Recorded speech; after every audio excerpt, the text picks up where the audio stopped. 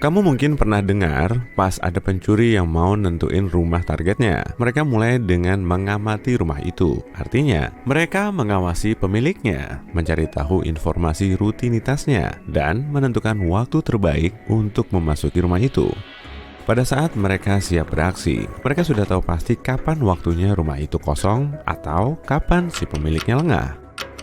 Salah satu trik yang dipakai pencuri untuk mengumpulkan informasi tentang rutinitasmu itu sangat sederhana, sampai-sampai kamu mungkin nggak curiga.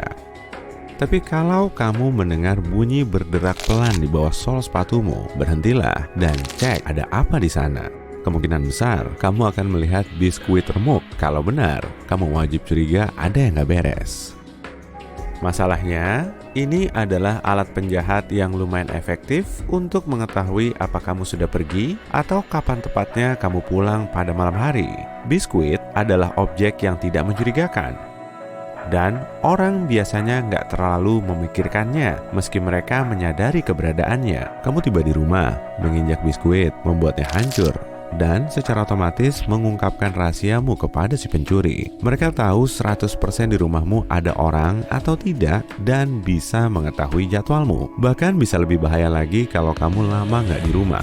Biskuit di bawah keset tetap utuh dan si penjahat tahu rumahmu sasaran empuk untuk dibobol. Jadi, kalau kamu nemu camilan di bawah keset, ingat, itu adalah pertanda buruk. Ada yang mengincar rumahmu dan mengawasinya. Segeralah lapor polisi atau ambil langkah keamanan.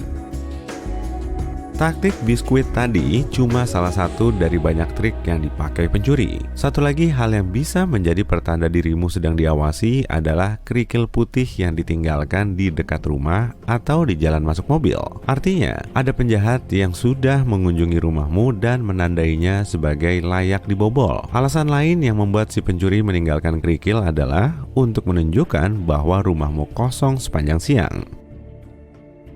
Nah, kalau kamu sedang berjalan di dekat rumah dan melihat USB di tepi jalan atau dinding, jangan bingung. Kemungkinan besar kamu menemukan dead drop. Meski namanya seru, ini adalah karya seni global yang terinspirasi dari trik dunia mata-mata dan spionase. Orang-orang yang tahu soal ini akan dengan senang hati mengenakan mantel hitam dan kacamata hitam mereka untuk bertukar informasi rahasia dengan orang lain. Pasalnya, beberapa dekade lalu, mata-mata punya cara sendiri untuk bertukar informasi rahasia. Ada juga live drop, yaitu saat mata-mata bertemu secara langsung. Tapi ini biasanya sangat berbahaya. Jadi, sistem dead drop diciptakan. Dalam hal ini, batu bata longgar di dinding gang mungkin menyembunyikan dokumen penting yang harus diambil nanti. Saat ini, ada lebih dari 1.500 dead drop di seluruh dunia, dan akumulasi data di dalam USB ini mencapai 10 terabyte. Kamu bisa menemukan dead drop di benua manapun yang ada, kecuali Antartika. Mungkin karena di sana nggak banyak tembok ya. Jadi, kalau kamu nemu yang kayak gini, apa yang harus kamu lakukan? Pertama-tama, jangan mencolokkan USB tak bertuan ini ke komputermu. Kita nggak pernah tahu virus apa yang mengintai di sana yang bisa menghancurkan konten hard drive-mu. Risikonya tinggi, jadi sebaiknya jangan macam-macam deh. Kalau kamu 100% yakin mau mencoba, amankan dulu komputermu sebaik mungkin. Kedua, kamu nggak akan bisa menebak informasi apa yang menunggumu di USB itu. Siapapun bisa mengunduh video, foto, atau file teks, dan ini saja sudah menyebabkan banyak masalah. Omong-omong, apa kamu pernah dapat paket berisi USB? Mau apapun yang kamu lakukan, jangan colokkan USB itu. Kasus seperti ini makin sering terjadi di Australia. Polisi memperingatkan orang-orang bahwa peretas telah menemukan taktik baru. Mereka menaruh USB asing ke kotak surat. Tak heran kalau perangkat ini mengandung malware yang bisa merusak komputermu. Para peretas memanfaatkan rasa ingin tahu manusia dan pastinya berhasil. Orang-orang nggak bisa melawan keinginan untuk memeriksa isi hadiah misterius ini. Akibatnya, hampir setengah USB yang diterima lewat pos akhirnya dicolokkan. Setelah itu, orang-orang mulai mengalami masalah serius dengan laptop dan komputer mereka. Misalnya, media penipuan mulai menayangkan penawaran layanan, atau ada virus komputer yang merusak file dan program di dalam PC. Jadi, jangan sentuh USB gratis, oke? Kamu pulang dari mall, kantor, atau bandara dan pergi ke tempat parkir untuk masuk mobil. Kamu membuka pintu mobil dan memasukkan kuncinya ke kontak. Saat mau menyalakan kendaraanmu dan pergi, kamu melihat objek aneh di kaca depanmu. Wah, ada uang 100 ribuan di wipermu. Kamu pasti langsung membayangkan mau belanja apa pakai rezeki nomplok ini. Tapi masa iya ada orang yang nggak sengaja naruh uang di kaca depanmu dan melupakannya sama sekali? Hati-hati, ini sebenarnya hanya tipu muslihat. Karena begitu kamu keluar dari mobil untuk ngecek uang misterius itu, si pemilik uang tadi akan beraksi. Mereka akan masuk ke mobilmu dan gaspol dengan kecepatan mobil balap. Soalnya, pasti kita nggak bakal terpikir untuk mematikan kunci kontak mobil dan membawa barang berharga keluar saat turun dari mobil untuk mengecek uang di kaca depan. Akibatnya, dalam waktu kurang dari semenit saja, kamu akan kehilangan mobil, dompet, dan dokumen, plus terdampar di tempat parkir. Baru-baru ini, orang-orang juga menemukan pakaian seperti kemeja tergeletak di kaca depan atau terbungkus di wiper. Kalau kamu pernah menjadi salah satu orang ini, jangan jatuh ke perangkap ini dan jangan coba memindahkan objek tadi. Masuk saja ke mobil dan pergi secepat mungkin dari tempat parkirmu. Pakaian yang tampaknya salah tempat ini sebenarnya adalah alat tipuan baru yang dipakai perampok dan pencuri.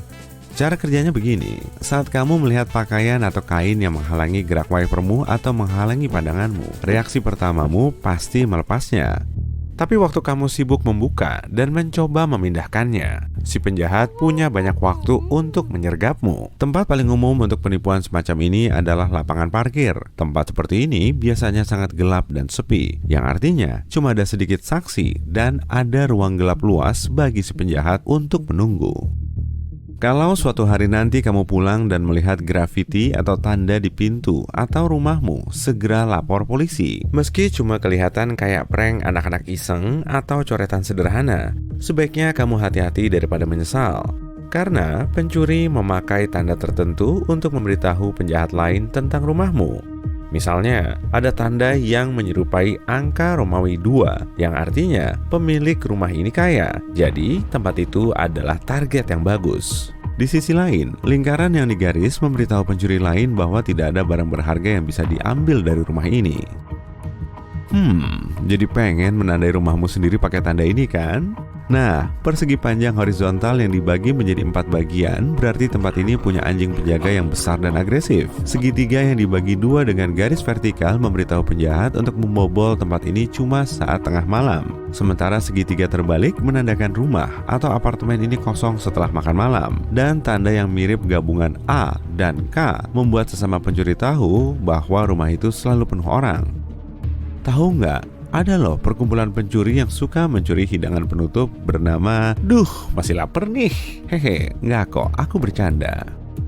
Ada trik baru yang dipakai pencuri mobil, dan trik ini menggunakan koin. Mereka menyelipkannya ke celah antara pintu dan pegangan pintu. Saat seorang pemilik mobil mengira sudah mengunci pintunya dengan remote, kendaraan tersebut sebenarnya masih terbuka. Koin tadi menghalangi kunci di salah satu pintu. Begitu pemiliknya berjalan menjauh dari mobil, si pencuri sama sekali tidak kesulitan membuka pintu mobilnya dan pergi. Ada satu trik lagi. Begitu ada pertemuan besar, pesta besar, atau bahkan hari yang ramai di mall, pencuri mobil membuat pengumuman bahwa mobil tertentu yang mereka pilih pastinya sedang menghalangi kendaraan mereka. Jadi mereka tidak bisa pulang. Begitu pemiliknya datang untuk memindahkan mobil, sekelompok pencuri mulai beraksi. Mereka mengira dan untuk alasan yang jelas bahwa orang tersebut membawa kunci mobilnya. Kamu sedang terbang di atas Samudra Pasifik ketika tiba-tiba badai menghantam pesawat, bikin pesawatmu berguncang. Pesawat pun mulai turun dan kamu kehilangan kendali. Kamu langsung memakai parasut, melontarkan diri dari pesawat dan mendarat di sebuah pulau. Untungnya cuma ada kamu di pesawat yang sedang mengangkut barang ke luar negeri itu. Dan untungnya lagi, badai nggak merusak parasutmu. Kamu melepaskan tali pengikat dan menuju ke tempat berlindung terdekat di bawah pohon palem. Kamu pun menunggu badai berakhir. Keesokan harinya, Matahari bersinar dan ombak tampak indah dan bersahabat. Kamu bangun dan melihat sekeliling, gak ada apa-apa selain hamparan air yang luas mengelilingimu dari segala arah. Tidak ada perahu, manusia, atau makhluk hidup lain di sekitarmu. Kamu menjelajahi pulau, mencoba menemukan apapun, kamu bahkan tidak tahu apa yang kamu cari. Di salah satu sisi pulau kecil itu, kamu melihat besi-besi tua dan sisa-sisa pesawat terdampar di pantai. Kamu bergegas ke sana dan ingin tahu apakah ada sesuatu yang berguna. Sayang sekali semuanya hancur, namun ada satu kotak tertutup yang berhasil selamat. Kamu membukanya dan melihat puluhan gulungan lakban bertumpuk-tumpuk. Setelah menelusuri pulau, kamu kembali ke kemah sambil menyeret kotak lakban tadi. Kamu berusaha mencari tahu apa yang harus dilakukan. Tak lama kemudian, kamu mendapatkan titik terang. Ada beberapa tempat di pulau itu yang sulit diakses dan karena sepatumu rusak, kamu pun membuat sandal. Untuk melakukannya, kamu mengambil beberapa ranting dan mencoba menggunakan lakban untuk membuat sepasang sandal baru. Tapi setelah beberapa kali gagal, kamu hampir menyerah. Tapi kemudian, kamu menempelkan lakban pada potongan-potongan kulit pohon yang kira-kira seukuran kakimu. Inilah yang akan jadi sol sepatu barumu. Lakbannya halus dan tidak akan melukai kakimu. Setelah menambahkan beberapa cabang, kamu melilitkan lakban di sekitar kakimu dan voila! Kamu punya sandal lakban baru. Sekarang kamu bisa menjelajahi bagian berbatu di pulau ini tanpa melukai kakimu. Selagi berjalan di sepanjang pulau, kamu mulai merasakan hawa panas. Kamu melilitkan baju di kepala, namun itu tidak cukup untuk melindungimu. Kamu memakai lakban untuk membuat topi dengan bantuan dedaunan, kemudian kamu memakainya di kepala. Sekarang kamu aman. Setelah beberapa saat, kamu membawa kembali beberapa barang yang kamu temukan di sekitar pulau. Saat itulah kamu mulai merasa perutmu keroncongan. Di dekat karang berbatu, kamu melihat beberapa kepiting dan ikan yang besar dan lezat, tapi kamu gak bisa menangkapnya dengan tangan kosong.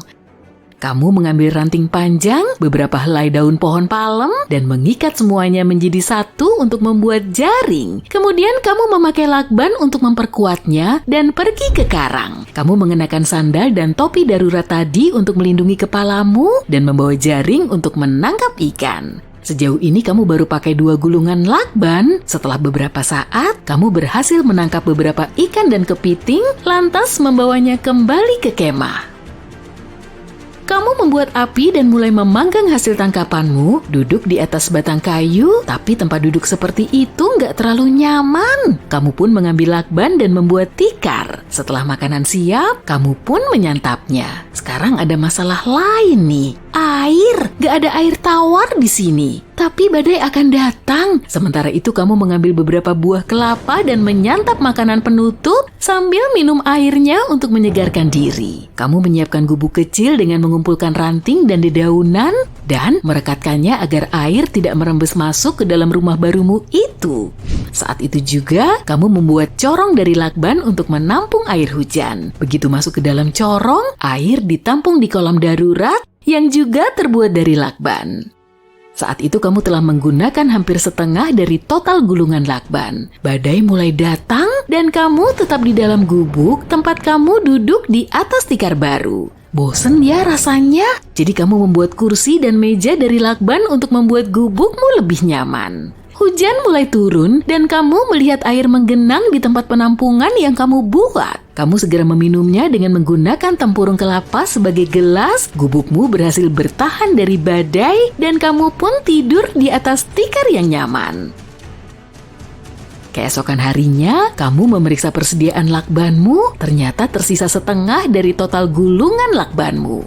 Kamu telah membuat gubuk yang aman dan kokoh, kamu pun punya persediaan makanan yang stabil dari laut. Kamu sudah 5 hari di pulau itu, jadi sekarang saatnya mencari jalan keluar. Kamu sudah berusaha keras untuk mencari bantuan, tapi nihil, gak ada pesawat atau kapal yang terlihat. Kamu sudah hampir putus asa, tapi kamu beruntung. Ada sebuah kapal kargo di kejauhan. Kamu harus bertindak cepat. Setelah memeriksa kotak lakban, kamu memutuskan untuk membuat rakit untuk berlayar. Kamu mengumpulkan makanan dan air untuk rencana perjalananmu dan mulai bekerja. Mulai dari mengumpulkan batang kayu besar sebagai alas dan meletakkannya berdampingan, kamu punya tali yang terbuat dari kulit pohon dan dedaunan untuk mengikat kayu-kayu tersebut. Ukurannya cukup besar untuk bisa memuat dirimu sendiri. Kamu kemudian mengambil satu set batang kayu lagi dan meletakkannya di atas dasar serta mengulangi proses yang sama untuk membuat lapisan kedua. Dengan begini, kamu meminimalkan risiko tenggelam. Terakhir, kamu melakban semua titik lemah untuk memperkuat rakitmu. Kamu mengambil beberapa cabang untuk membuat dayung yang terbuat dari lakban. Persediaan lakbanmu tinggal 15%, sisanya sudah kamu pakai untuk membuat gubuk dan perabotan. Lakban ini tidak sekuat lakban baru, tapi masih bisa digunakan. Setelah alas dan dayung selesai, kamu membuat gubuk kecil untuk menyimpan makanan dan persediaan dan melindunginya dari ombak. Kamu juga bikin tiang dari kayu dan menggunakan selembar kain sebagai layar. Kamu pun meletakkan rakit di atas air dan mulai mendayung. Sejauh ini aman. Kamu membuka layar dan beristirahat sejenak, berbalik dan melihat pulau yang telah menjadi rumahmu selama 5 hari terakhir. Kamu akan melakukan perjalanan berbahaya, mempertaruhkan segalanya, tapi kalau tetap berada di pulau ini lebih lama, kamu pasti nggak akan selamat. Sudah 1 jam berlalu dan pulau itu hampir tidak terlihat, tapi kapal semakin dekat. Kamu masih punya 1 gulungan lakban lagi untuk digunakan dalam situasi darurat. Perairan tenang dan kamu melihat lumba-lumba berenang di sekitar. Kamu makan ikan dan minum air sebelum sadar kalau ombak semakin besar. Kamu menyiapkan layar dan merunduk untuk berlindung. Untung rakitmu kokoh. Ombak besar menghantamnya, menghanyutkan sebagian makanan dan air, tapi rakitnya masih utuh. Seiring berjalannya waktu, matahari mulai terbenam dan masih belum ada tanda-tanda kehidupan. Kamu menggunakan sisa lakban untuk memperbaiki rakit. Meski kehilangan sebagian makanan selama badai, kamu punya jaring untuk menangkap lebih banyak ikan. Kamu menyalakan api kecil di batok kelapa, memasak ikan dan mulai makan. Kamu berbalik dan melihat sebuah kapal datang ke arahmu. Kamu segera mengambil ranting, menyalakannya dan mulai melambai-lambaikannya supaya kapal itu melihatmu. Sepertinya kapal itu nggak melihatmu, tapi untunglah seseorang di atas kapal menyadari keberadaanmu. Mereka menurunkan perahu darurat untuk menjemput dan menyelamatkanmu. Bisa dibilang, lakban benar-benar menyelamatkan hidupmu. Kamu pernah lihat teripang di atas hamparan pasir dan mengira itu gumpalan lendir? Ya, makhluk ini mungkin kelihatan lembek dan tidak berdaya. Tapi sebenarnya dia punya beberapa strategi menarik untuk menjaga diri sendiri. Para ahli biologi menemukan senyawa kimia yang digunakan teripang untuk melindungi dirinya dari predator dan bahkan dari racunnya sendiri. Dan tahu nggak, senyawa ini mungkin berguna untuk kesehatan manusia. Saat merasa terancam, teripang mampu mengeluarkan bagian tubuhnya yang seperti benang. Tabung-tabung ini melumpuhkan predator dengan zat lengket dan beracun. Racun tersebut berasal dari beberapa senyawa kimia yang biasa ditemukan pada tanaman. Menariknya, bahan kimia ini jauh lebih jarang ditemukan pada hewan, tapi teripang telah berevolusi untuk bisa memanfaatkannya. Zat-zat ini juga dikenal karena sifat antioksidan dan antiinflamasinya. Zat ini sudah digunakan di banyak industri seperti kosmetik. Tapi menggunakan bahan kimia ini sebagai pertahanan menciptakan masalah besar bagi teripang. Dia bisa aja merusak diri sendiri dengan racunnya itu. Ini berarti sel-selnya sendiri nggak boleh mengandung kolesterol, target yang diikat dan ditembus oleh racun. Sebagai gantinya, teripang mengembangkan 2 jenis alternatif kolesterol. Ini adalah strategi pertahanan diri. Kalau bisa menghasilkan zat beracun ini, kamu pun harus bisa mencegah dirimu sendiri sakit. Teripang ternyata cerdik juga ya, jadi jangan sentuh ya kalau kamu nemu teripang di pantai. Omong-omong tentang hal-hal yang harus kamu hindari di pantai, mari kita beralih ke siput kerucut marmer. Makhluk yang sangat unik dan berbahaya yang bakal bikin kamu pusing. Makhluk satu ini cukup mendunia. Siput ini dapat ditemukan mulai dari ujung selatan India sampai ke Okinawa Jepang dan ke Tenggara sampai ke Kaledonia Baru dan Samoa. Hebat juga dia, dan bukan cuma tempat-tempat ditemukannya aja yang menarik, tapi juga cara berburunya. Siput ini mungkin kecil, tapi dia predator yang ganas. Dia suka memangsa siput lain dan terkadang bahkan dari jenisnya sendiri. Saat lapar, siput ini akan menjulurkan gigi putihnya yang panjang dan menembakkan tombak yang penuh racun ke arah mangsanya. Dan kalau itu nggak berhasil, dia akan menyerang mangsanya berkali-kali hanya untuk memastikan. Tekadnya kuat juga ya. Setelah tombak mencapai sasarannya, mangsa menjadi tidak bisa bergerak dan otot-ototnya mulai mengendur. Dan saat mangsanya tidak berdaya, siput bisa mulai mengunyahnya. Penasaran kamu bisa nemu makhluk menakutkan ini di mana? Dia bisa ditemukan di perairan yang cukup dangkal, biasanya di anjungan terumbu karang atau puncak laguna, serta di pasir di bawah bebatuan atau di antara rumput laut. Jadi, hati-hati ya kalau berenang, sekedar mengingatkan. Sisi terangnya, ternyata racun siput ini sedang dikembangkan sebagai pengobatan potensial untuk rasa sakit. Beberapa bahan kimia yang ditemukan dalam zat ini telah dipelajari dan menunjukkan hasil yang menjanjikan. Siapa sangka predator yang luar biasa ini punya sisi yang lembut juga. Berikutnya, dalam daftar makhluk yang harus kamu hindari adalah ikan kecil yang disebut ikan batu. Kamu mungkin mikir, ini kayak peliharaan lucu, tapi aku kasih tahu ya, ikan ini bukan untuk dipelihara. Faktanya, ini adalah ikan yang paling berbisa di lautan. Ikan ini ahli dalam menyamar, menyatu dengan lingkungannya di dasar laut yang berbatu atau berlumpur di habitat laut di kawasan Indo-Pasifik. Makhluk ini layaknya ninja di lautan, menunggu dengan sabar sampai mangsanya berenang lewat sebelum menyerang dengan cepat dan menelannya utuh-utuh. Tapi masalahnya, kamu bisa aja berenang di dekat ikan batu ini tanpa menyadari keberadaannya. Iya, aku tahu yang kamu pikirkan. Jangan sampai deh nggak sengaja nginjak ikan batu. Dan ya, aku setuju. Ikan ini punya banyak duri yang melapisi punggungnya. Dan duri-duri itu melepaskan racun saat terinjak. Au!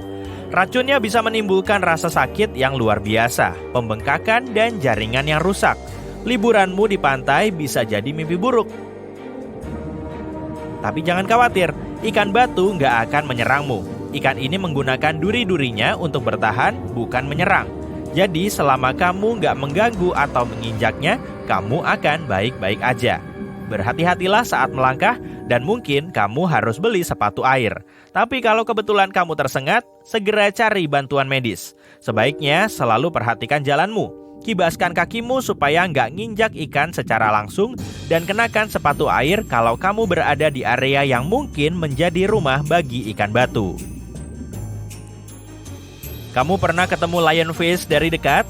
Ikan ini indah sekali ya, dengan warna-warna dan sirip yang terlihat seperti sayap dan aksesoris. Sangat mudah untuk terpesona oleh keanggunannya, tapi jangan tertipu oleh penampilannya yang menakjubkan. Ikan ini nggak bisa diganggu. Faktanya, ini adalah salah satu ikan paling berbahaya di lautan. Kalau tersengat, kamu akan merasakan sakit yang luar biasa, bahkan mungkin reaksi alergi. Lionfish menyuntikkan racun melalui sirip punggung dan sirip perutnya yang setajam jarum. Ikan ini nggak agresif dan nggak akan menyengatmu tiba-tiba, tapi dia akan bertindak untuk membela diri kalau diprovokasi atau ditangkap. Bukan hanya racunnya yang membuatnya berbahaya, dia juga punya gigi-gigi kecil. Namun, alih-alih menggunakannya untuk menggigit predator, ikan ini punya sesuatu yang lebih berbahaya, siripnya. Lionfish menggunakan sirip yang seperti tulang belakang ini untuk menangkal predator, dan sayangnya itu termasuk manusia. Jadi meski kamu mungkin tergoda untuk berenang mendekati ikan ini dan menyapanya, berhati-hatilah dengan duri-durinya yang tajam. Tapi inilah masalahnya, lionfish ini bisa dimakan. Ada yang bilang ikan ini sebenarnya lumayan lezat. Dan karena ikan ini merupakan ancaman bagi ekosistem terumbu karang, konsumsi manusia sangat dianjurkan. Pastikan kamu udah buang duri-durinya yang berbisa ya. Kalau kamu snorkeling atau berenang di dekat karang di Samudra Atlantik atau Pasifik, kamu mungkin akan bertemu dengan ikan-ikan yang menakjubkan ini. Jaga jarak aja sama dia, supaya dia nggak terasa terancam atau terkejut. Jadi dia nggak menyengat kamu untuk mempertahankan diri. Bulu babi juga bisa menimbulkan masalah. Jangan khawatir, makhluk ini tidak akan melompat dari terumbu dan melemparkan duri ke arahmu. Bulu babi sama sekali tidak agresif. Makhluk ini ada di mana-mana, mulai dari pantai berbatu hingga terumbu karang, dan cukup umum ditemukan di hampir semua perairan asin, termasuk di seluruh samudra di dunia. Jadi, gak heran kalau cedera bulu babi juga cukup umum terjadi. Tapi ya, kecelakaan bisa aja terjadi kan? Terutama saat perhatian kita teralihkan oleh penyu kecil yang lucu atau terlalu bersemangat menjelajahi lokasi penyelaman baru. Yuk kita bahas tentang mekanisme pertahanannya. Makhluk kecil ini punya dua cara untuk mempertahankan diri. Duri dan struktur kecil seperti rahang yang dapat menyuntikkan zat menyakitkan.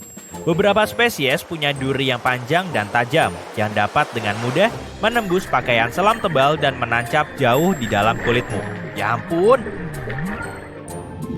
Tapi tenang, mudah kok menghindari bulu babi.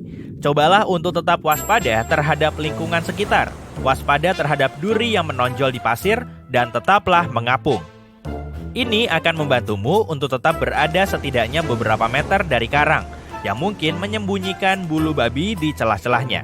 Dan kalau di pintu masuk pantai ada banyak bulu babi, pilih aja lokasi penyelaman yang lain, gak masalah.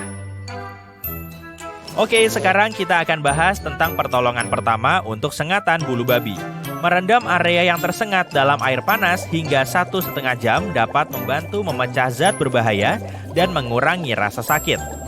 Cabut duri dengan hati-hati menggunakan pinset dan amati area tersebut untuk menghilangkan duri-duri yang mengganggu. Kemudian, cuci area yang terluka dengan sabun dan bilas dengan air bersih. Oleskan juga krim topikal kalau kamu punya. Dan tentunya, perhatikan tanda-tanda alergi dan segera hubungi dokter spesialis kalau ada sesuatu yang aneh. Tapi dari sekian banyak bahaya di laut dalam, ada juga cacing api berjenggot, ikan buntal, dan karang api.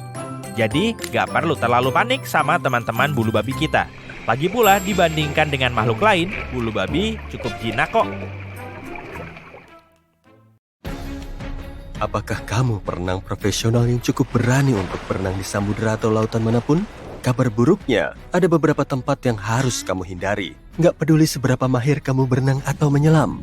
Beberapa tempat ini memiliki bebatuan bawah laut yang berbahaya, arus yang kuat, dan pasang surut. Yang lainnya terkenal akan legenda tentang monster dan makhluk misterius. Jadi, yuk selami petualangan horor akuatik ini. Pernah dengar kata The Street? Ini variasi dari kata The Stride yang digunakan di Yorkshire dan mengacu pada bagian sempit di Sungai Wharfe yang sangat kecil sehingga bisa dilompati. Tapi jangan terkecoh dengan ukurannya karena ini salah satu tempat paling berbahaya. Memasukkan kaki sejengkal saja ke dalam air bisa berakibat fatal. Sungai Wharfe memiliki arus yang kuat dan karena street sangat sempit, arus ini bahkan lebih kuat di area tersebut. Aliran air yang deras telah mengikis batuan kapur di sekitar street yang menciptakan cekungan-cekungan yang jauh lebih dalam daripada bagian dasar sungai lainnya. Berikut ini rahasianya. Arus juga melemahkan tepian street dari bawah. Jadi, tanah tempat kamu berdiri sambil mengagumi arus yang deras mungkin hanyalah langkan rapuh yang menggantung di atas air yang sangat deras. Nggak ada catatan seorang pun yang berhasil selamat setelah tercebur ke dasar street. Dan bagian terburuknya, kamu bahkan gak akan menyangka kalau sungai yang terlihat tenang ini bisa sangat berbahaya. Jadi kusarankan agar kamu memilih perairan yang aman untuk petualangan airmu. Kalau ingin berlibur akhir pekan di California, Danau Horseshoe tempat yang tepat untukmu. Semuanya ada di sini, pantai berpasir, jalur pendakian dan area piknik. Tapi tunggu dulu, gak hanya itu saja. Danau ini punya sisi gelap, yaitu sekitar 40 hektar pepohonan mati yang mengelilinginya. Dan bukan hanya pepohonan yang mati akibat danau ini. Gempa bumi yang terjadi pada tahun 1989 dan 1990 melepaskan karbon dioksida dari bawah magma panas. Gas tersebut merembes ke udara, merusak semua kehidupan di sekitar danau. Bahkan sekarang, Danau Horseshoe sama berbahayanya seperti 30 tahun lalu. Yang membuatnya sangat menakutkan adalah kadar gas beracun ini berubah sewaktu-waktu. Tanda-tanda peringatan yang dipasang di mana-mana tentu saja memberi nuansa film horor dalam pendakian di hutan ini. Di Kauai, Hawaii, ada serangkaian air terjun memukau yang dulunya merupakan destinasi populer bagi para turis. Air terjun Kipu Demikian sebutannya, dulunya populer sebagai tempat untuk berenang dan menyelam. Untuk mencapainya, kita harus berjalan jauh menyusuri jalan setapak tanah hingga akhirnya tiba di tempat dengan pemandangan air terjun setinggi 6 meter yang mengalir ke kolam sebening kristal di bawahnya. Tapi sejak tahun 2011, area ini terlarang untuk umum. Kenapa ya kira-kira? Nah, ternyata sudah banyak terjadi kecelakaan di air terjun Kipu. Tentunya, melompat dari atas air terjun menjadi penyebab yang jelas untuk itu. Tapi selain itu, ada lebih banyak kasus misterius lainnya. Para saksi mata menceritakan kisah-kisah tentang perenang yang sedang menikmati kolam di dasar air terjun dengan tenang, lalu tiba-tiba terseret ke bawah permukaan. Gak ada penjelasan pasti untuk kecelakaan-kecelakaan ini. Penduduk setempat percaya bahwa roh air, Mo-o, adalah penyebabnya karena ia gak suka diganggu oleh wisatawan yang berisik. Ada juga teori tentang pusaran air yang kuat di dasar kolam. Apapun itu, para penerbit panduan wisata gak lagi mencantumkan air terjun Kipu dan pelanggar akan dihukum berat. Samisen Hall yang terletak di Teluk Thailand adalah tempat terbaik bagi para penyelam yang mencari sensasi ketegangan, tapi juga sangat berbahaya. Dengan kedalaman 85 meter, tempat ini merupakan lokasi menyelam terdalam di wilayah ini. Tapi kedalamannya bukan satu-satunya alasan tempat ini dianggap sebagai tempat yang harus dihindari. Kawasan ini merupakan zona pelayaran utama bagi kapal tanker minyak raksasa. Arus yang kuat di sekitarnya membuat penyelaman menjadi lebih berbahaya. Dan gak hanya itu, Samisen Hall juga menjadi rumah bagi barakuda mematikan yang bisa dengan mudah menyerang penyelam. Airnya sangat keruh, membuat jarak pandang hampir nol, sehingga sulit untuk melihat makhluk laut yang agresif ini. Secara keseluruhan, Samisen Hall adalah tempat yang menakjubkan, tapi sangat berbahaya dan hanya boleh dijelajahi oleh penyelam berpengalaman yang bernyali besar. Kali ini aku akan bercerita tentang Pantai New Smyrna, pusat serangan hiu di dunia. Kalau sedang mencari tempat liburan yang tenang di Volusia County, Florida, sebaiknya pertimbangkan lagi untuk mengunjungi pantai ini. Perairan di sekitar pantai New Smyrna penuh dengan ikan yang menarik banyak hiu.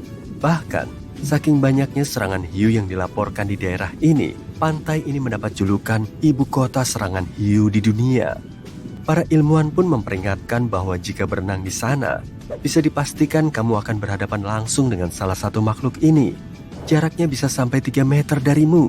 Dan dalam banyak kasus, kamu bahkan gak akan menyadarinya. Lebih buruk lagi, hiu banteng, salah satu jenis hiu yang paling berbahaya dan agresif, pernah terlihat di perairan ini. Sekali lagi, Kauai masuk dalam daftar kami. Pantai di pesisir Napali yang bernama Pantai Hanakapiai mungkin terlihat seperti surga di bumi, tapi jangan tertipu. Untuk mencapainya, kamu harus berjalan kaki melewati jalan berbatu yang sangat curam sepanjang 3,2 km. Gak ada pengawas di pantai terpencil ini, jadi kalau kamu memutuskan untuk berenang, risikonya harus ditanggung sendiri. Ancaman terbesar bagi keselamatanmu adalah arus pecah yang sangat kuat. Arus ini hampir selalu ada karena gak ada terumbu karang yang melindungi pantai. Dan jika terseret arus ini, gak ada tempat aman untuk berenang sejauh berkilo-kilometer. Pantai terdekat yang aman berjarak 9,6 km jauhnya. Percayalah, pantai ini gak punya rekam jejak baik dalam hal keamanan. Jadi, sangat disarankan untuk tidak masuk ke air kalau pergi ke pantai ini. Ada sebuah tempat yang terlihat seperti di film horor. Tempat itu adalah Berkeley Pit, sebuah danau buatan yang terletak di Butte, Montana. Hal pertama yang akan kamu sadari dari tempat itu adalah warnanya yang menakutkan, yaitu merah darah yang mengerikan. Kamu mungkin akan tergoda untuk berenang, tapi itu merupakan kesalahan besar. Menyentuhnya pun jangan. Airnya sangat berbahaya karena mengandung logam berat seperti kadmium, arsenik, seng, timbal, dan tembaga. Logam-logam tersebut berasal dari bebatuan yang mengelilingi danau dan membuat airnya menjadi sangat asam. Dulunya, tempat ini merupakan tambang tembaga terbuka. Karena itulah warnanya seperti itu. Jadi, kalau boleh memberi saran, hindari tempat ini sebisa mungkin.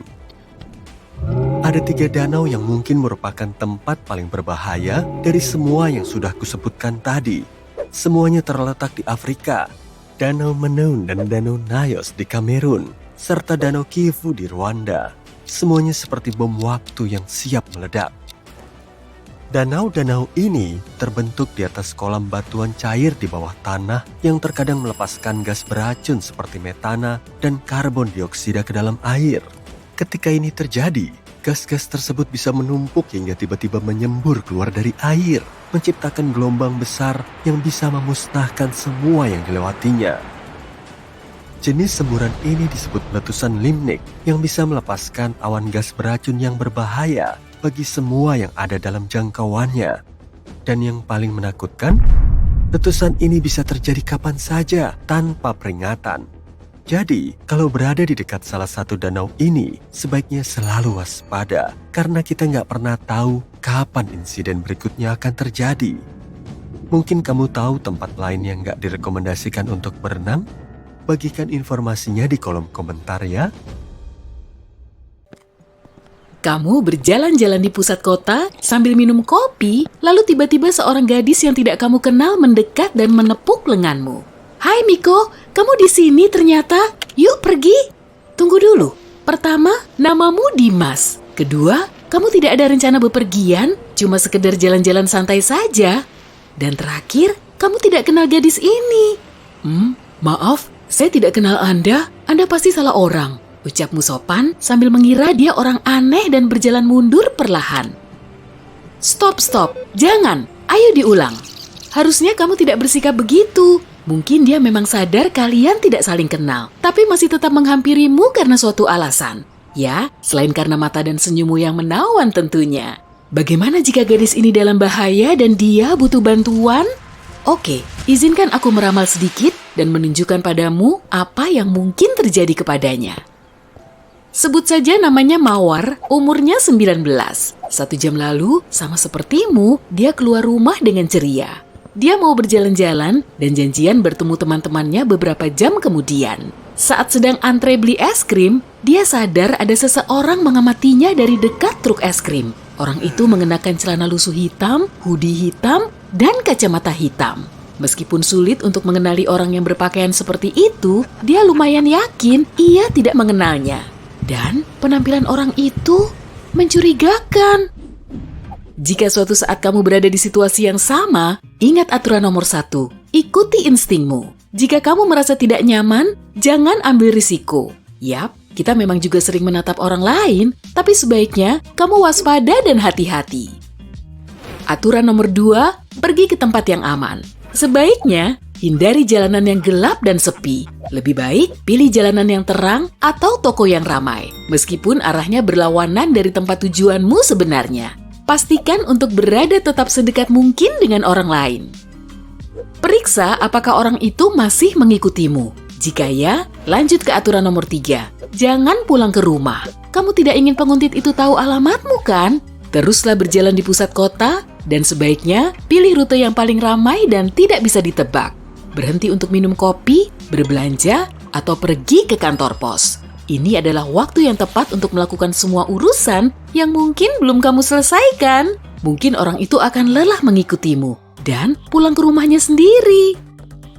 Jika kamu ingin memastikan kecurigaanmu, cobalah tips ini. Pertama, berbeloklah secara tidak masuk akal. Misalnya, mengitari suatu gedung. Orang yang tidak punya niat terselubung tidak mungkin mengikutimu melakukannya. Cara lain yang bisa dicoba adalah ubah kecepatanmu dan lihat apakah orang tersebut menyesuaikan kecepatannya dengan kecepatanmu. Atau, kamu bisa masuk ke toko, keluar dari sana, lalu masuk lagi. Jika orang itu kembali juga, kamu benar sedang diikuti. Tapi jangan panik. Aturan nomor 4, tetap siaga. Pastikan kamu punya sesuatu untuk melawan. Misalnya, ambil kunci dan genggam di tanganmu. Tekan nomor darurat di ponselmu terlebih dahulu agar bisa langsung tersambung jika diperlukan. Saat menelpon, sebut lokasimu terlebih dahulu, kemudian baru sebutkan namamu dan apa yang terjadi. Jika sambungannya terputus, setidaknya mereka tahu kemana harus mencarimu. Jika kamu dalam bahaya dan butuh bantuan, jangan takut membuat keributan.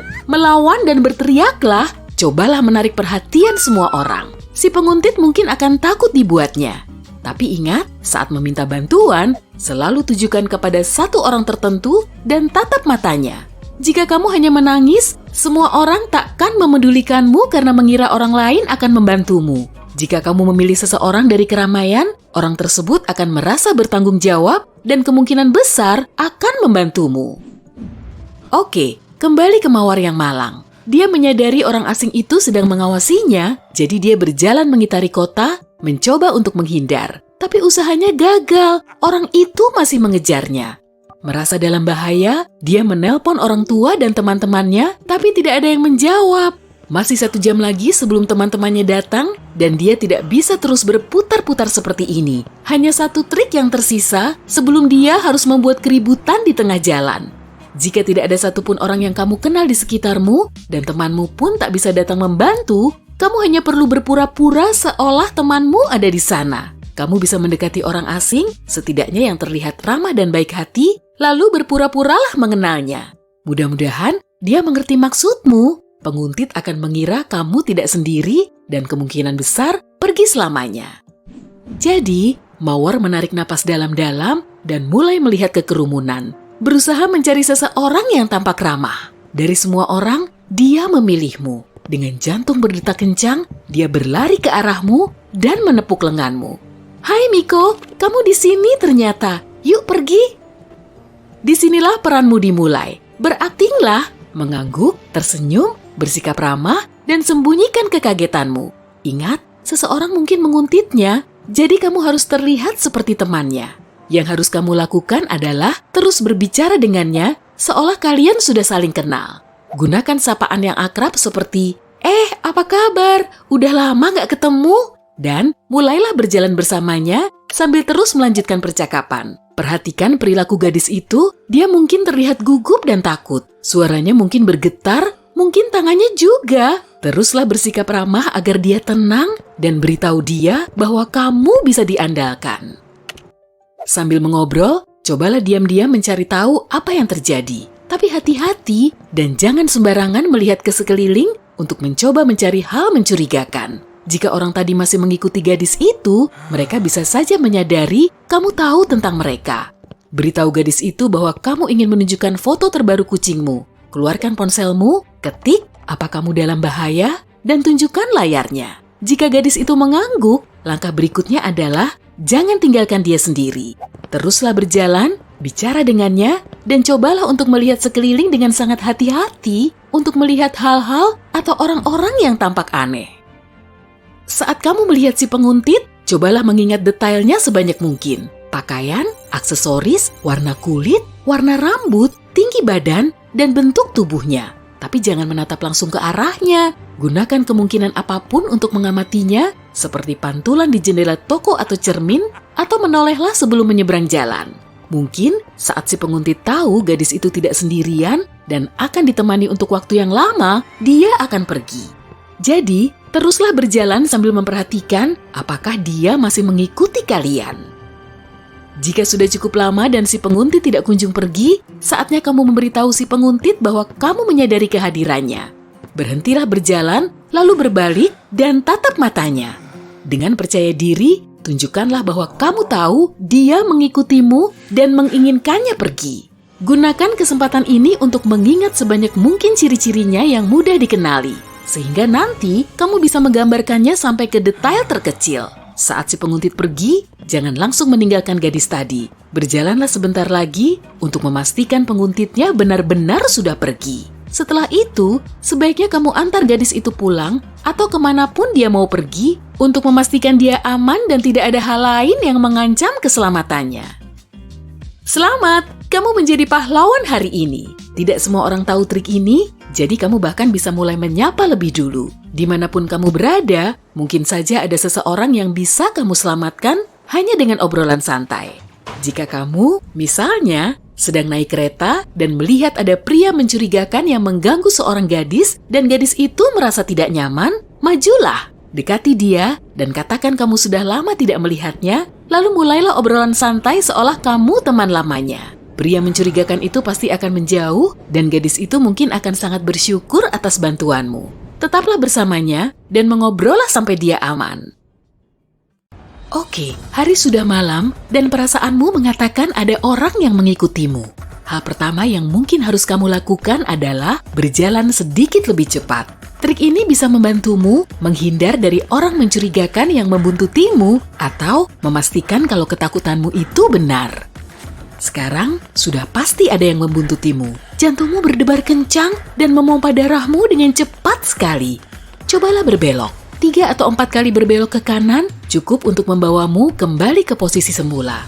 Trik ini akan membantumu dengan 2 hal. Pertama, kamu akan punya kesempatan menghilang, apalagi kalau kamu mengenal lingkungannya dengan baik. Kedua, kamu sekali lagi memastikan kalau orang ini menguntitmu.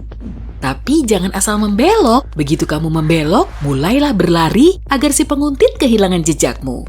Jangan lakukan ini jika kamu tidak mengenal daerah itu karena posisimu tidak menguntungkan. Kemungkinan kamu akan tersesat atau lebih buruk lagi, terjebak di jalan buntu.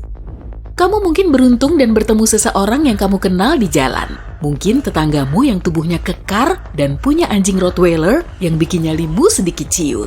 Jika ada beberapa pejalan kaki, meski kamu tidak pernah bertemu mereka, sapa saja dengan suara yang kencang, "Hei, apa kabar?" Dan berpura-pura saja kalau kalian berteman. Beritahu mereka ada seseorang yang mengikutimu dan minta mereka untuk menemanimu ke tempat yang lebih ramai sampai kamu menemukan cara untuk pulang ke rumah. Tapi jangan pulang ke rumah jika ada yang membuntutimu meski ada beberapa orang yang menawarkan bantuan. Ini memang terdengar menakutkan, tapi penguntitmu itu bisa saja mengingat tempat tinggalmu dan mungkin akan kembali lagi. Tapi mari kita anggap kamu tidak beruntung. Jalanan sepi, yang ada hanya dirimu dan si penguntit itu. Pastikan pakaianmu tidak menyusahkanmu. Kalau kamu memakai hoodie, selipkan tudungnya ke belakang leher untuk menyembunyikannya. Kalau rambutmu dikuncir atau dikonde, lepaskan kuncirannya saat kamu berjalan. Penguntitmu akan lebih sulit untuk menjambak ikatan rambut atau menarik bajumu kalau tidak ada yang bisa dipegang. Pakaian dan sepatu bisa sangat membantumu melarikan diri kalau kamu tertangkap oleh orang asing. Kamu bisa mencoba untuk menyelinap keluar dari jaketmu. Semoga jaketmu punya resleting depan ya. Sepatu bertumit tinggi sepertinya didesain untuk perlindungan diri, yang pasti bukan untuk berjalan. Salah satu teknik paling efektif untuk menyelamatkan diri saat diserang adalah menginjak kaki. Injak sekuat tenaga kaki penguntitmu, mungkin terdengar kasar, tapi itu akan menarik perhatian mereka ke hal yang lebih darurat. Kamu juga bisa melakukan itu dengan sepatu rata, tapi tentu kurang efektif. Kamu harus bisa melepaskan diri dari orang asing itu. Kalau kamu belum terlalu jauh dari jalanan ramai yang baru kamu tinggalkan, kamu bisa berpura-pura kelupaan sesuatu. Tepuk-tepuk kantongmu, bersikap seolah ada sesuatu yang tertinggal. Lantas katakan keras-keras, "Aduh, dompetku di mana ya?" Jangan mencari ponselmu, orang itu malah akan berpikir kalau kamu tak pegang ponsel. Ini malah membuatmu mudah ditangkap. Selain itu, jangan pernah katakan kalau kamu kehilangan kunci. Ini akan berguna nanti. Sekarang, mulailah berjalan lebih cepat ke arah yang berlawanan. Kemungkinan, penguntitmu tidak akan mau mengejar seseorang yang berlari ke arah jalanan yang ramai. Bonus, mereka mungkin mengincar dompetmu, bukan dirimu. Kemungkinan besar, mereka tidak akan membuntuti seseorang yang tidak punya uang. Jangan keluarkan ponselmu dan mulai browsing atau mengirim pesan. Cahaya dari layar akan membuat matamu kesulitan untuk beradaptasi dalam gelap dan melihat-lihat ponsel akan memperlambat jalanmu. Selain itu, bisa jadi si penguntit ingin merampas ponselmu. Jadi, jangan biarkan dia tahu di mana kamu menyimpan ponselmu. Bagus jika kamu berada di daerah yang kamu hafal. Jika tidak, cobalah untuk mengingat detail sebanyak mungkin. Selagi berjalan, cari tahu nama jalan, lihat nomor-nomor rumah, dan toko atau gedung apa yang ada di sekitarmu. Kalau kamu membawa buku dan kantong belanjaan berat, jangan ragu menjatuhkannya begitu kamu merasa ada sesuatu yang tidak beres. Membawa-bawa barang berat hanya akan memperlambatmu. Jangan diam, usahakan untuk membuat keributan selagi kamu kabur dan katakan, "Kebakaran!" Alih-alih, "Tolong!" Orang-orang akan bergegas membantu seseorang yang berteriak kebakaran demi mencegah rumah mereka dilalap api. Oke, satu skenario lagi. Saat itu pukul 10 malam, kamu baru keluar dari gym dan menunggu bus datang. Ingatlah beberapa peraturan sederhana. Pertama, cobalah berdiri di dekat orang lain yang juga sedang menunggu. Jika ternyata tidak ada orang, berdirilah di dalam gedung yang berpenghuni di area yang terang, setidaknya ada orang di dalam sampai transportasimu tiba. Saat akhirnya bus datang, waspadalah terhadap orang-orang di sekitarmu. Jika ada seseorang yang tampak mencurigakan bagimu atau bertingkah aneh, pastikan untuk memberitahu supir bus. Jika sudah larut malam, bus biasanya kosong. Jangan pilih kursi di sudut terjauh dalam bus, pilih kursi yang paling dekat dengan sopir. Kalau kamu turun dari bus dan merasa ada penumpang lain turun di halte yang sama, lantas mengikutimu, pergilah ke tempat terdekat untuk meminta bantuan. Mungkin ada beberapa bangunan yang berpenghuni. Skenario lain yang mungkin terjadi adalah seseorang menguntitmu di tempat umum. Jika itu terjadi, cobalah pergi ke supermarket atau kedai kopi dan berbaurlah di tengah keramaian. Kalau warna jaketmu berbeda dengan warna kaosmu, lepaskan jaketmu. Langkah ini akan membuat si penguntit kesulitan mengenalmu.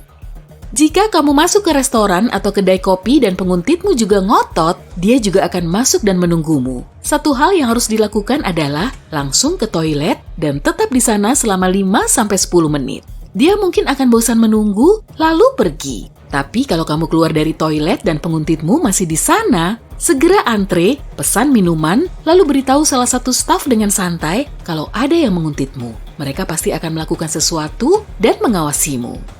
Ambil minumanmu dan duduklah. Ambil ponselmu dan beritahu keluarga atau teman lokasimu saat itu sehingga mereka bisa datang menjemputmu atau menemanimu. Sementara menunggu, coba trik ini. Menguaplah. Jika orang yang mengawasimu juga menguap, itu artinya dia sedang mengawasimu. Menguap itu menular. Lalu berpura-puralah melihat jam tanganmu. Kalau dia juga melihat jam tangan, tak salah lagi. Dia memang sedang mengincarmu.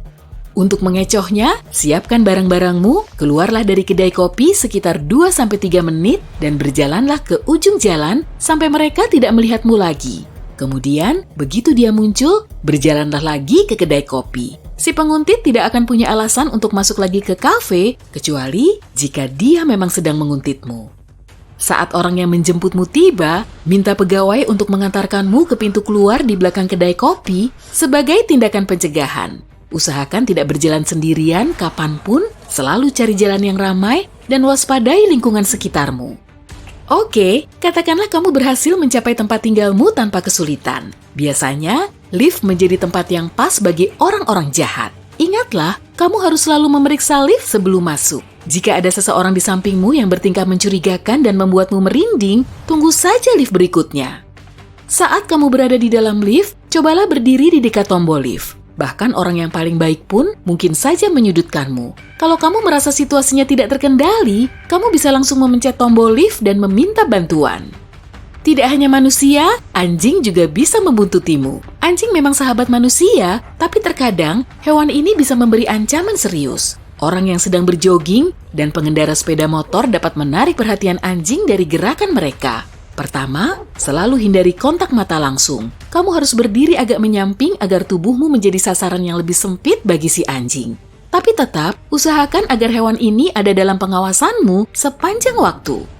Kamu juga bisa mengalihkan perhatian anjing itu memakai sesuatu. Tidak ada salahnya selalu membawa sesuatu untuk berjaga-jaga. Itu bisa berupa kaos yang diikatkan di pinggangmu, jadi kamu bisa langsung melepasnya dan melemparkannya untuk mengalihkan perhatian si anjing. Kalau kamu pergi jogging dan tahu akan ada anjing liar, bawalah mainan anjing. Dalam keadaan darurat, bahkan melempar sepatu bisa menjadi ide yang bagus, tapi berjalan pulang tanpa alas kaki juga bukan pengalaman yang menyenangkan.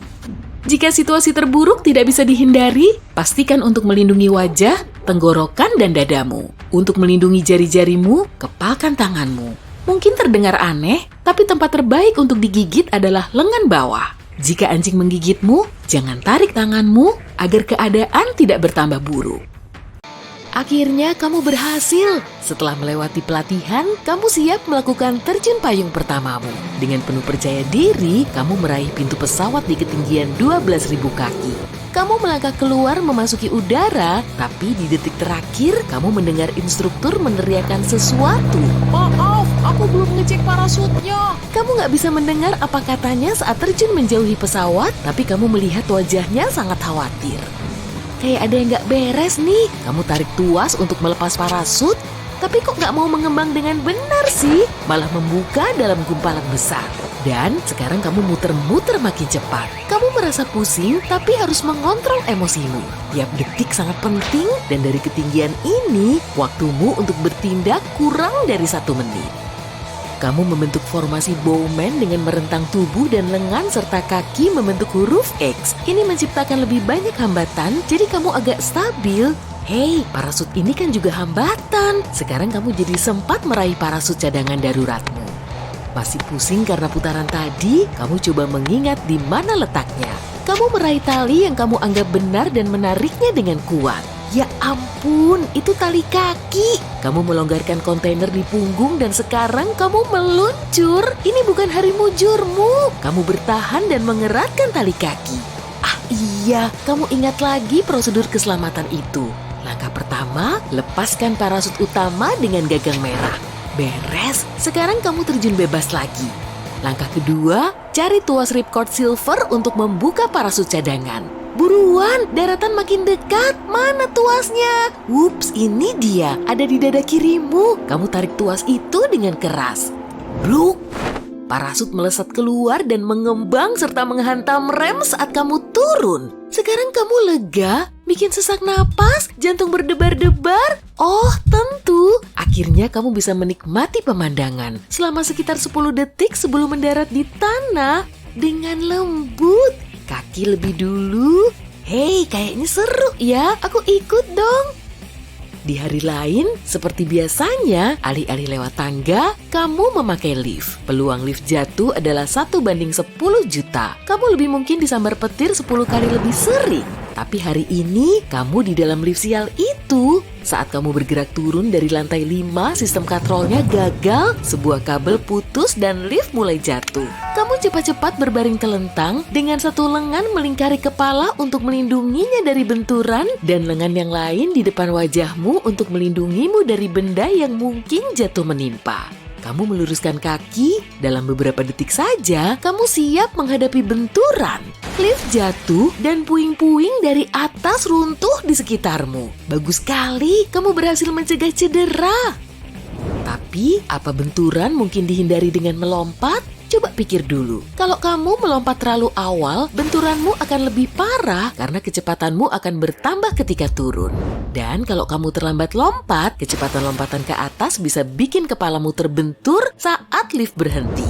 Kamu harus melompat di momen yang pas agar kecepatannya efektif. Karena kamu gak bisa melihat menembus baja, ya lupain aja deh. Lebih baik pakai metode berbaring. Semoga berhasil ya.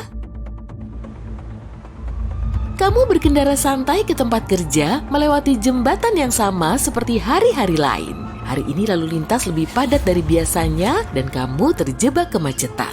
Jembatan mulai berderit, sayangnya jembatan yang salah struktur kemungkinan bisa runtuh karena kelebihan beban. Dan di sanalah kamu berada. Ketika jembatan runtuh ke sungai, mobilmu terapung di atas air. Air pelan-pelan naik di sekitarmu saat mobil mulai tenggelam. Kamu mencoba tetap tenang dan menarik napas dalam. Kamu punya waktu 2 menit sebelum mobilmu tenggelam seluruhnya. Kamu harus bertindak cepat dan menurunkan kaca jendela. Saat melepas sabuk pengaman, kamu melihat air sudah naik ke atas jendela. Kamu mencoba turunkan kaca jendela, tapi macet karena tekanan. Kamu telah kehilangan kesempatan. Kamu tenggelam lebih dalam dan berpikir untuk membuka lagi pintu mobil. Lebih baik jangan. Ini bisa bikin kendaraanmu tenggelam makin cepat. Selain itu, akan lebih berbahaya untuk keluar. Mobil menghantam dasar sungai dan air perlahan-lahan masuk. Kamu mencoba membuka pintu, tapi tekanan begitu kuat. Pintu nggak bisa bergerak. Kamu memikirkan air yang masuk. Mungkin kalau kamu tunggu sampai air di dalam cukup banyak, tekanannya bisa diatur. Jadi, pintu bisa dibuka. Tapi dengan terbatasnya udara yang tersisa dan pintu yang masih nggak mau membuka, risikonya terlalu tinggi. Satu-satunya pilihanmu adalah memecahkan jendela. Kamu melakukannya dengan mudah karena tekanan air dan air mengalir masuk dengan cepat. Kamu menarik napas dalam untuk terakhir kalinya sambil berpegangan di bingkai jendela. Mobil terisi air dengan cepat dan tiba-tiba daya isap berhenti. Kamu menarik diri lewat jendela dan menaruh kakimu di atas mobil, mendorong naik dan berenang ke permukaan. Yeay, lain kali aku gak usah nebeng deh sama kamu. Next, kamu lagi hiking di hutan dan nemu tempat sempurna untuk melihat matahari terbenam. Kamu memfotonya dan hasilnya bagus. Tapi tunggu, jalan kembali ke kemah ke arah mana ya? Hari makin gelap dan kamu nggak tahu gimana bisa sampai ke sini. Kamu cek ponselmu, di ponselmu ada peta, jadi kamu bakalan aman ya kan? Tapi kamu terlalu banyak memfoto alam sampai baterai ponselmu habis tuh. Kamu bisa bertahan sampai 3 jam tanpa tempat berteduh dalam cuaca buruk. Kamu bisa bertahan 3 hari tanpa minum dan sampai 3 minggu tanpa makanan. Kamu harus menyusun tindakan selanjutnya berdasarkan skala prioritas. Kamu menyandarkan tongkat besar ke pohon untuk menyangga atap. Lalu, kamu membangun 2 dinding di sisi-sisinya menjadi rangka yang kuat.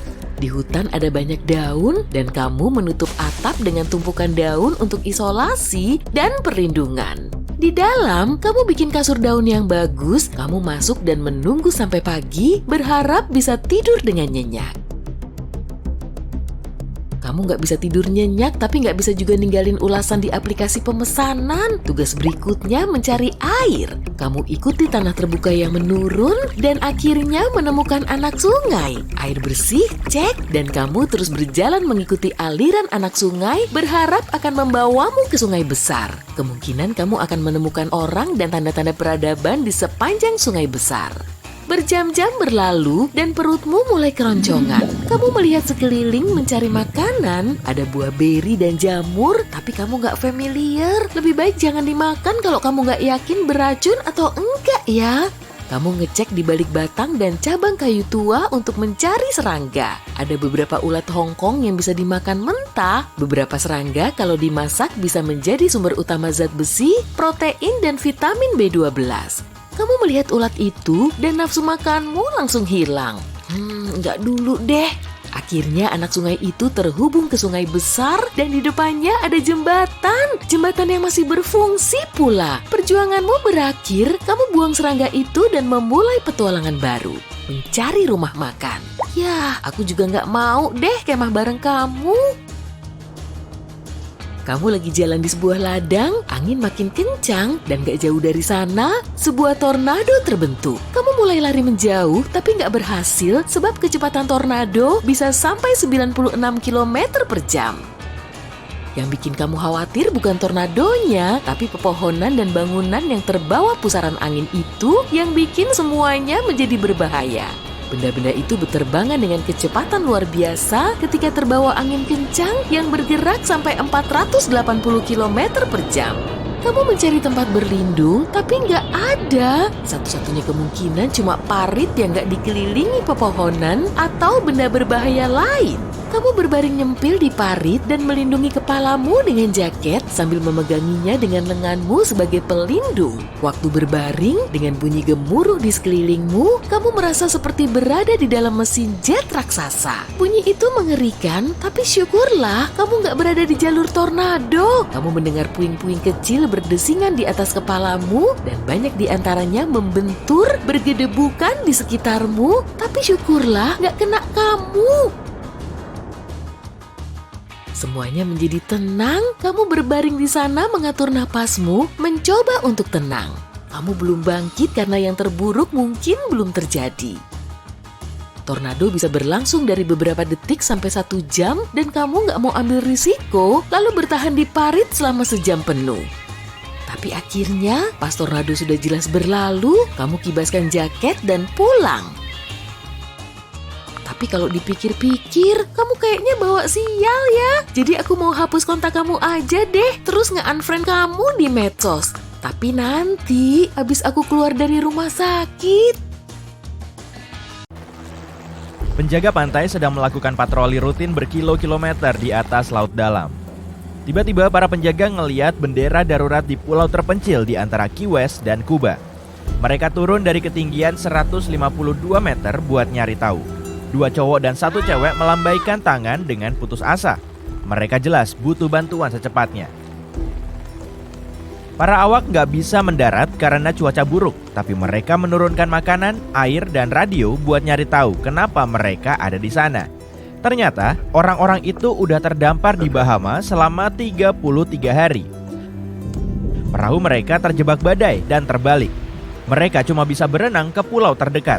Mereka juga ngasih tahu para awak kalau cewek itu butuh pertolongan secepatnya. Besoknya, kru penyelamat tiba dengan helikopter dan membawa orang-orang yang terdampar ke rumah sakit di Key West. Hal ini menyelamatkan mereka dari masalah kesehatan parah. Semua orang yang terlibat dalam operasi penyelamatan kaget karena para korban selamat itu menangani situasinya dengan baik dan ucapan mereka masih bisa dimengerti. Jadi, mereka 5 minggu di pulau tanpa sumber makanan atau air minum. Kamu mungkin bingung, kok bisa mereka selamat? Mereka cukup pintar minum air kelapa buat mencukupi asupan air dan makan keong. Mereka juga pintar karena membuat bendera biar penyelamat melihatnya. Itu salah satu rahasia bertahan hidup kalau kamu ada di situasi kayak mereka. Bakar kayu lembab atau basah buat menghasilkan asap. Tata suar dalam bentuk segitiga, tumpuk batu besar membentuk SOS atau help. Ini adalah sinyal darurat yang diketahui di seluruh dunia. Kalau kamu pindah tempat, tinggalkan panah dari batu buat nunjukin arah pergi kamu. Buat mastiin penyelamat nggak cuma bisa ngelihat kamu, tapi juga mendengarmu buat peluit dari buah pinus. Pegang bagian atas buah pinus dengan kedua tangan di antara jempol dan telunjuk. Buat segitiga dengan jempol di dekat bagian atas buah pinus. Dekatkan ke mulut, lalu tiup bagian segitiga di bagian atasnya. Kamu harus latihan dulu biar suaranya nyaring. Aduh, terlalu nyaring. Kalau kamu tersesat, ingat prinsip angka 3, biar tenang dan melakukan hal benar dalam urutan yang tepat. Kamu bisa bertahan 3 menit tanpa udara, 3 jam dalam suhu ekstrim, 3 hari tanpa air, dan 3 minggu tanpa makanan. Jadi, mulai buat tempat berlindung, lalu ambil air. Setelah itu, cari makanan. Kalau kamu lebih beruntung dari orang-orang yang terdampar di Bahama itu dan membawa korek api, buat korek apinya anti air. Oleskan kuteks bening tipis-tipis pada korek api, lalu keringkan. Biar selalu bisa nyalain korek, tempelkan amplas ke tutup kotak plastik dan masukkan koreknya. Kamu lagi berkemas buat mendaki? Pakaian katun gak akan melindungi kamu dari udara dingin di hutan. Kalau baju katun kamu basah karena keringat atau hujan, bakal lama banget dikeringin. Baju basah kehilangan panas 25 kali lebih cepat dari baju kering. Kalau kamu nggak mau kedinginan, pilih bahan polyester, nilon, atau wool. Bawa handuk microfiber yang kering dalam 1 jam. Suara apa tuh? Sebelum lari terbirit-birit, ingat lebah adalah pertanda bagus. Lebah biasanya nggak terbang lebih dari 6-8 km dari sumber air. Tapi airnya kelihatan kotor banget. Kamu bisa pakai kaos atau ikat kepala sebagai filter air. Masukkan satu ujungnya ke wadah berisi air kotor yang ditaruh di atas wadah kosong buat air bersih. Nah, masukkan ujung satunya lagi ke wadah kosong itu.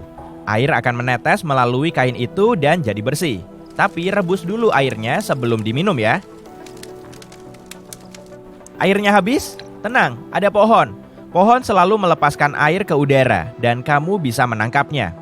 Temukan pohon lebat berdaun hijau dengan banyak ranting. Pagi-pagi banget, tutup ranting yang paling banyak daunnya dengan kantong plastik. Tambahkan batu kecil ke kantong plastik itu biar sedikit berat. Pada siang hari, air dari daun akan mengembun di kantong plastik. Airnya bakal jernih, jadi nggak perlu difilter lagi. Kalau kamu ngelihat halo di sekeliling matahari, tandanya bakal ada tekanan rendah. Hujan atau salju akan turun 24 atau 36 jam lagi. Kalau halo itu patah, kamu bahkan bisa tahu asal badai itu, tepat dari sisi yang patah. Kayaknya bakal ada badai tuh. Kamu bisa bikin naungan anti air dari kantong sampah biar nggak kehujanan dan kedinginan. Bikin lubang buat wajah kamu lalu pakai. Gunakan 2 kantong biar kakimu juga tetap kering. Kalau dengar guntur, hitung jarak antara guntur dan kilat. Kalau kurang dari 30 detik, buruan sembunyi karena badainya udah terlalu dekat. Kalau nggak bisa, jauh-jauh dari pohon tinggi yang letaknya terpisah. Kalau kamu bareng teman-teman, berpisah biar mengurangi risiko tersambar petir ya. Kamu juga bisa bikin naungan berbentuk A dari kantong sampah. Cari ranting buat tiang tengahnya. Robek kantongnya jadi selimut, lalu tutup tiang dengan kantong itu. Gunakan 4 batu buat menahan sudut-sudutnya. Dengan kantong sampah atau enggak, jangan bikin naungan di tanah basah atau di atas bukit. Angin malam di sana bisa kencang banget dan enggak akan ada pohon yang menahan naungan biar enggak terbang. Nah, setelah punya naungan, buat tempat tidur di dalamnya.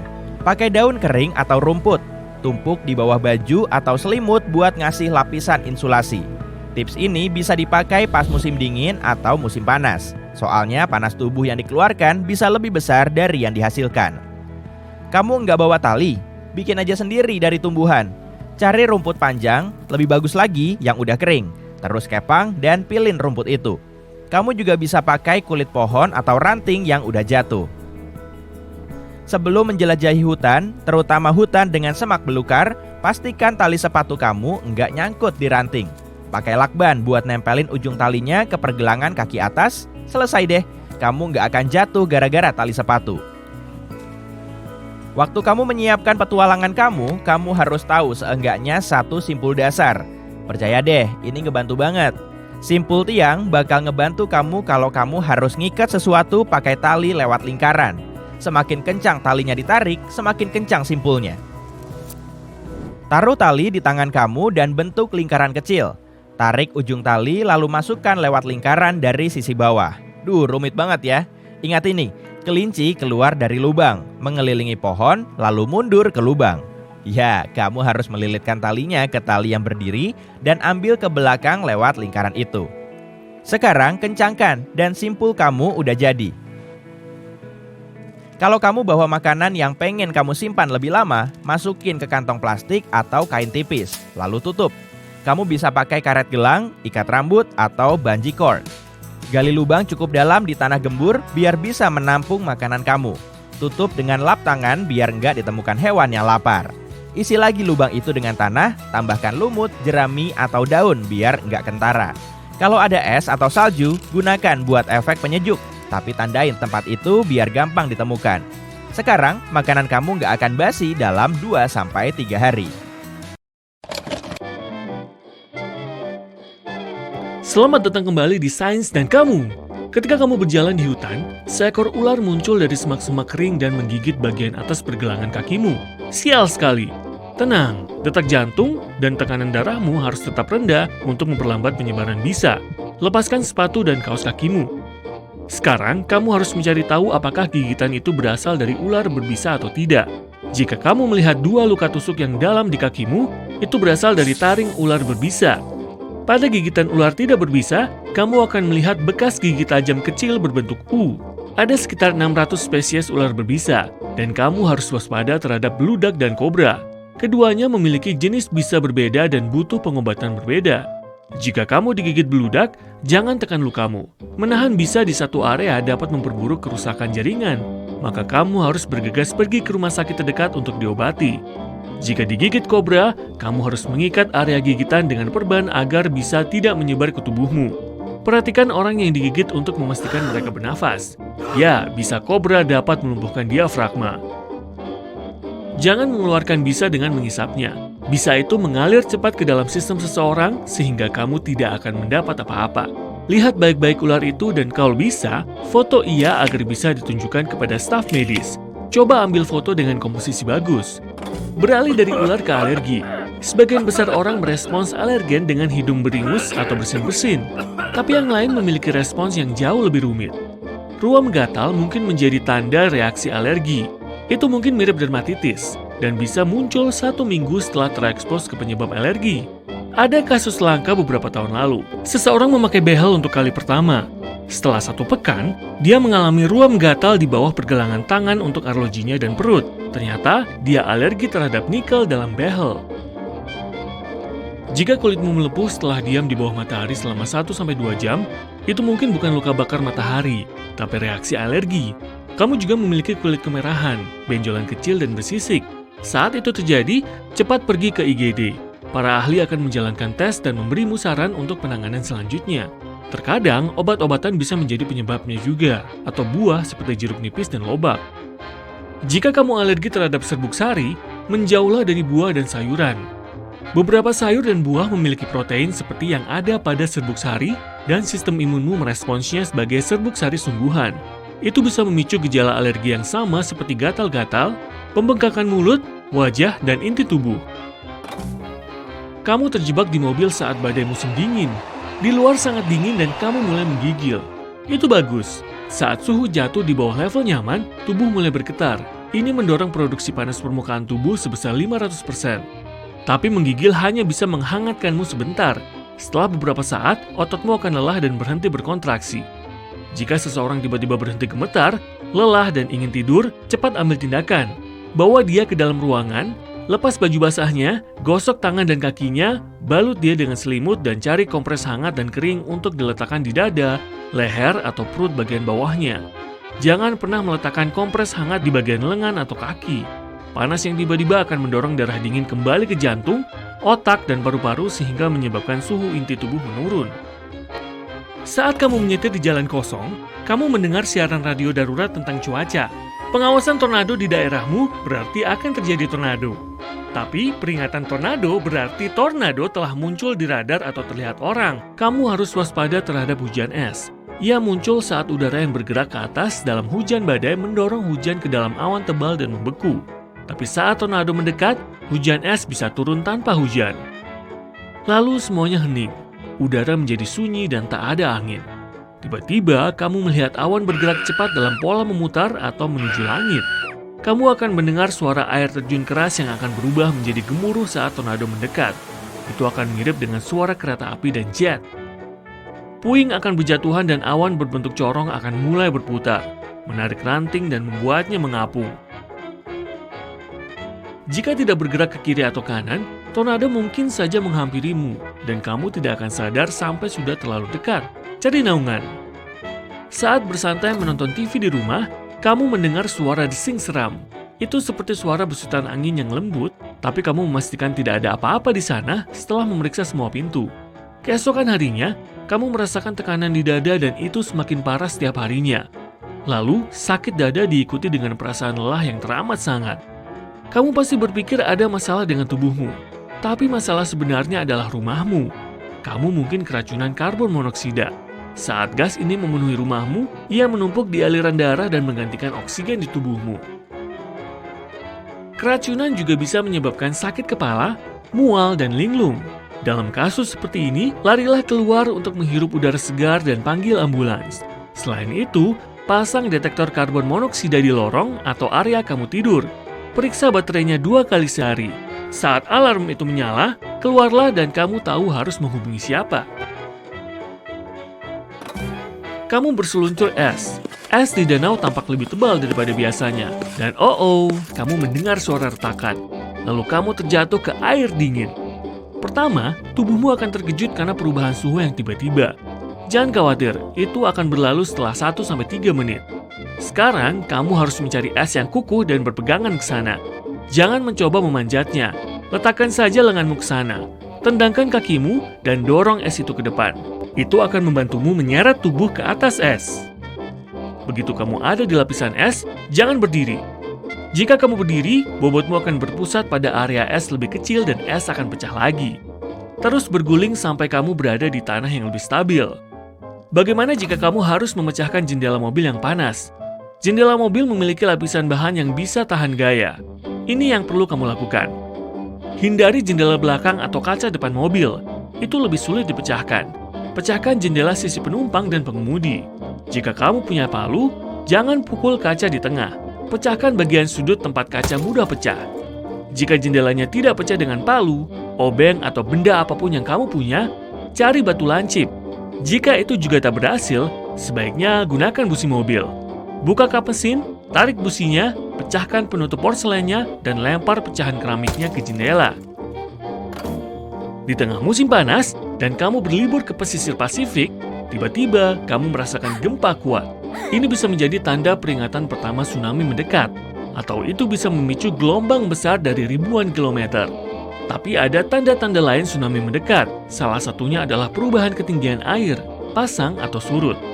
Jika kamu melihat laut surut dengan cepat dan dasar laut terlihat, kamu harus lari setidaknya 30,5 meter di atas permukaan laut dan 1,6 km di darat.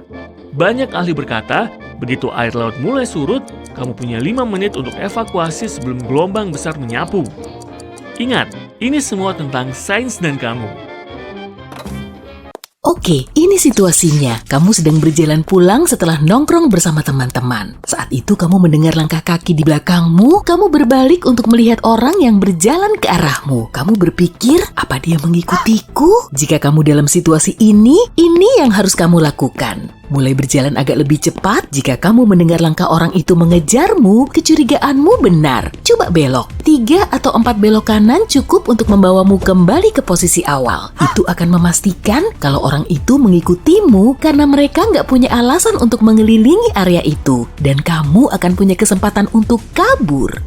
Saat kamu belok, larilah sampai orang itu tak bisa melihatmu. Jika ada yang lewat, kamu bisa bilang, "Hei!" dan berpura-puralah mereka temanmu. Katakan bahwa kamu diikuti dan tanyakan apa mereka bisa berjalan bersamamu ke area ramai sampai kamu menemukan jalan pulang lain. Jangan pergi ke rumah atau apartemenmu saat kamu diikuti, meskipun beberapa orang menawarkan untuk mengantarmu pulang. Orang yang mengikutimu akan tahu di mana rumahmu dan bisa saja dia mendatangimu atau menunggumu meninggalkan rumah. Tapi anggap saja jalanan kosong dan orang ini masih di belakangmu. Jika kamu memakai sweater bertudung, selipkan tudungnya ke sweatermu untuk menyembunyikannya.